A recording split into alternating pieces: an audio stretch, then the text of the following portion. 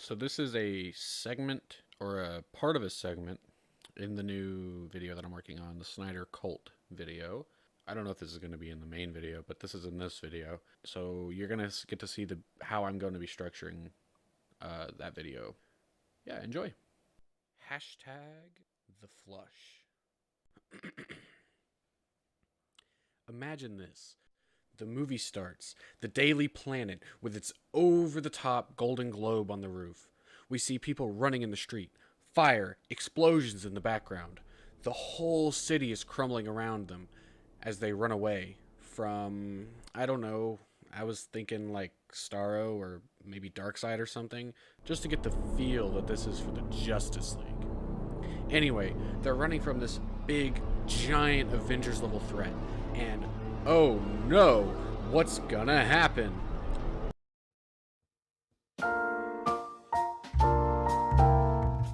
We see a coffee shop called Jitters, and inside is a girl at the counter. Those who have seen Justice League would know her as Iris, or maybe not, because they never really name her in that film. But in the back of the line is the one, the only, Barry Allen. He's in Central City, far away from Metropolis, where the disaster is happening. Barry gets a phone call. It's Bruce Wayne, aka the Batman. Barry, where are you? We need you here in Metropolis. Barry looks around in front of him. He's at the very back of like a 20-person line. He zooms to get his coffee behind the counter and zooms out into the street, now in his flash suit. Barry zooms to Metropolis. Now in Metropolis, Batman is on his Batcycle as Barry asks him, "Where's the fight?" Superman, played by Henry Cavill, shows up and starts to freeze Brett the villain, but gets knocked back. Wonder Woman, played by Gal Gadot, grabs the monster with her lasso of truth, holding him back for a moment, just long enough for Aquaman, played by Jason Momoa, to stab him with his trident. Cyborg, played by Ray Fisher, appears, and Batman uses his grapple gun to grab onto him and fling himself towards the monster. This enemy, we'll say he's Darkseid, shoots his laser beam towards Batman, but Batman narrowly dodges them. They land at a nearby hospital. The Flash, having no idea what he should even be doing before now, goes to rescue the falling patients from not only certain doom, but also the burning buildings. Some more punching and the like, the fight is over, and the Justice League have saved the day. In the aftermath, Barry starts talking to Bruce about how he thinks he should go back in time to save his mom. Not with a suit like that, you idiot! So let's just get this out of the way. This suit is complete and utter trash. Well, at least when he's not using his powers. Without the new 52 lines on it, he kind of looks like a wet hot dog.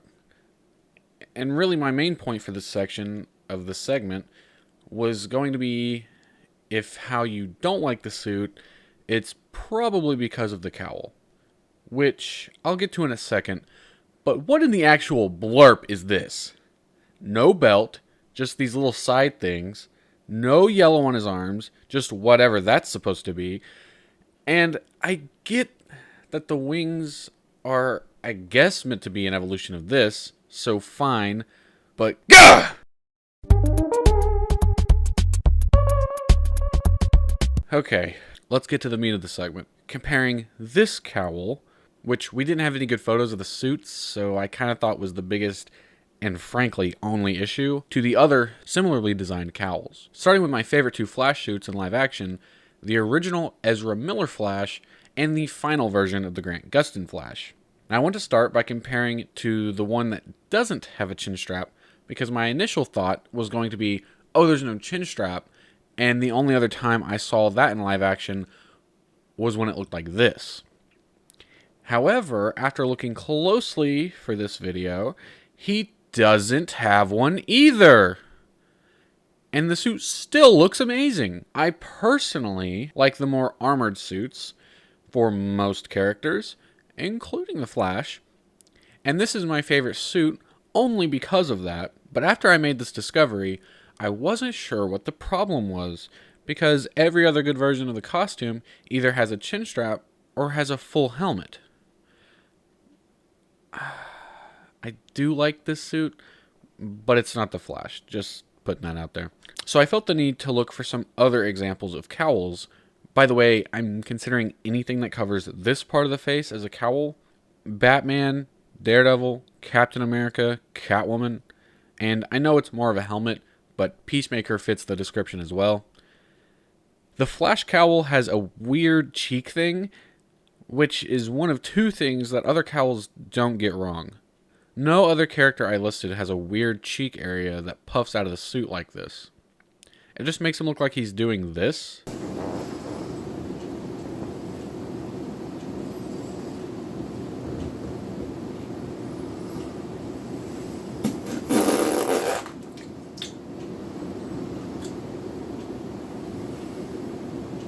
Okay. Also, the chin strap not being there is still one reason it looks weird. Oh, you thought I had moved on from that criticism. No. I just had to find a better reason. What do these non-chin strap cowls have that the Flash suit doesn't? I'll give you 5 seconds to guess.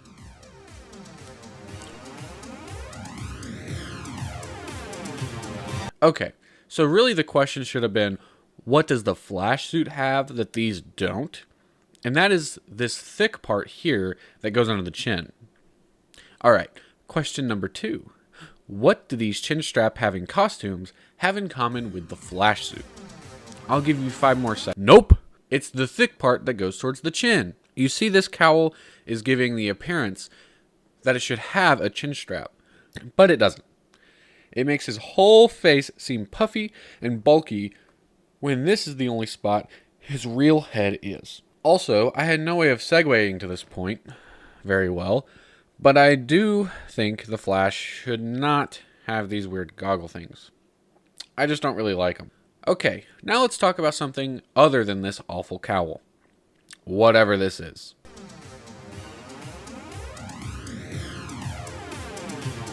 Okay, so initially I liked this suit. I think the glassy look is cool, and the fact that he has the New 52 lines is cool as well. The New 52 suit is my favorite version of the Flash in the comics because of how the yellow isn't too overbearing, and neither is the red, which is usually the problem with Flash suits in general. Okay, so when the suit has the lines, it feels very balanced, and it's near perfect, except for the god-awful cowl. However, it seems he only has the lines while he's using his powers. This would be totally fine, but the costume is just poopy red with very little yellow without it. Not even the boots are fully yellow. There's a reason I don't much care for any of these suits. And you know why? Because they are all one color. However, I will say Keaton's Batman suit looks good because it's solid black with bright yellow on it. And these don't really have the contrast of the 89 suit. There's also this weird texture over the entire suit.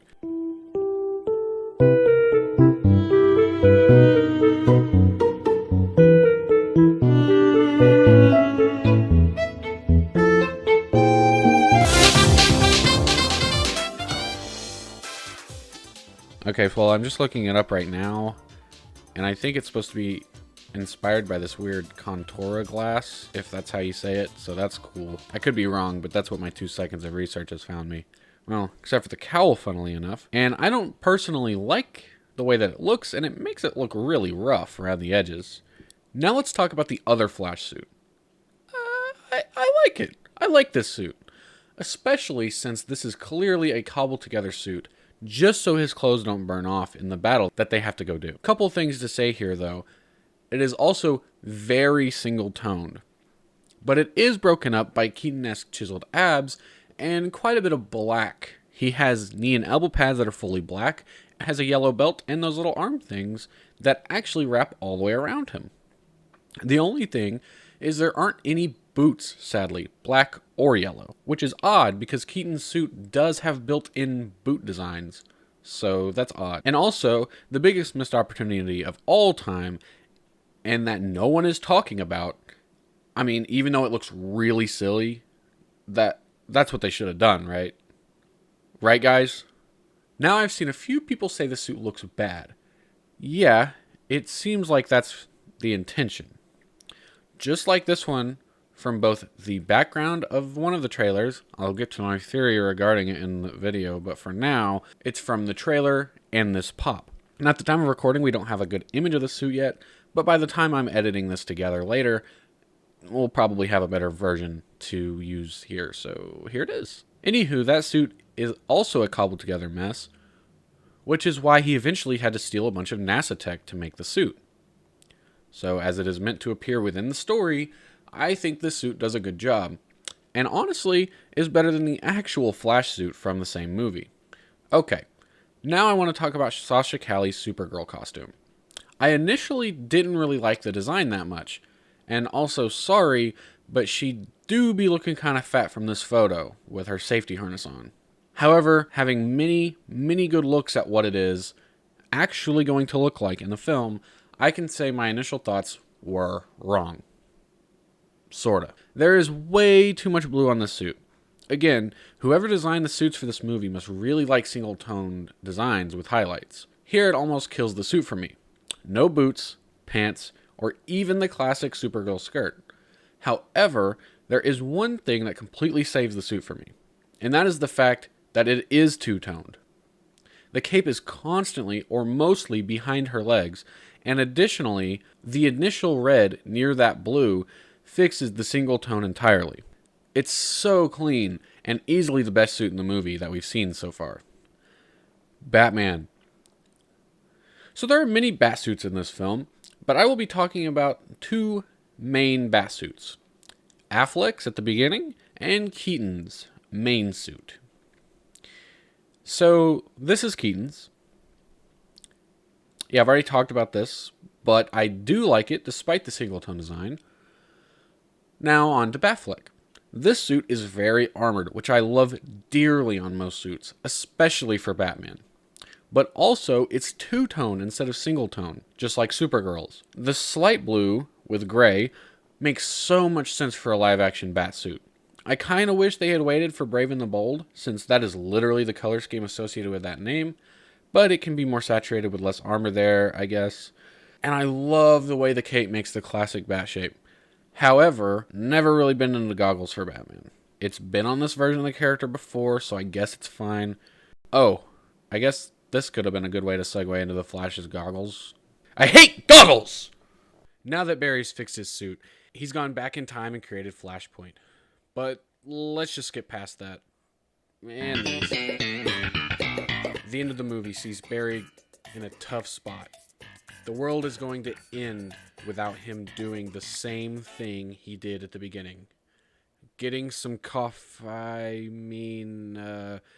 going back in time once again, unsaving his mom, and returning to his timeline. We see him traveling through the Speed Force, and we see some familiar faces. Christopher Reeve, George Clooney, and Chris O'Donnell deploying their ice skates, and the Flash from Earth Prime. Then, in a flash of light, the Flash busts through a portal, coming to a stop. We can't see his face, but the camera cuts swiftly behind him. We can see the Justice League standing in the same line they were at the beginning. But then they slowly start turning to camera. Then...